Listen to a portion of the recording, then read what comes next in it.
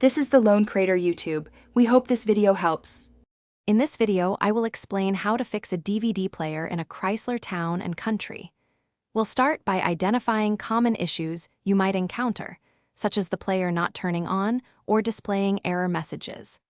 Understanding these initial symptoms is key to diagnosing the problem correctly. Then, we'll move into some straightforward checks you can perform yourself to get your entertainment system working again. Let's dive in and get that DVD player operational. First, let's tackle the basics. If your DVD player has no power, locate the fuse box under the hood and check fuse number 14, which is typically for the DVD system. A blown fuse is an easy fix. Next, try a soft reset of your Uconnect system by pressing and holding the volume and tuner knobs for about 10 to 20 seconds until the screen flashes.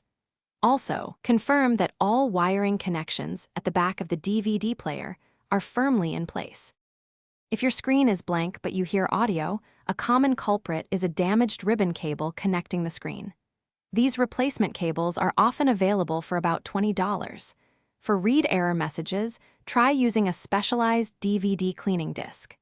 If that doesn't work, the laser might need a slight adjustment, which can be a delicate process.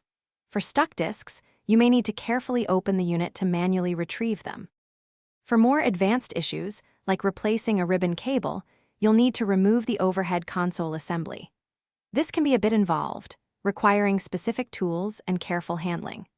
If you've tried these steps and your DVD player still isn't working, or if you're uncomfortable with disassembly, it's best to consult a professional automotive technician.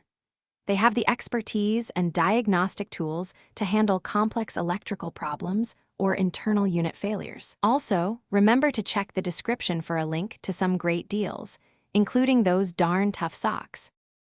Thanks for watching. Consider subscribing if we helped you.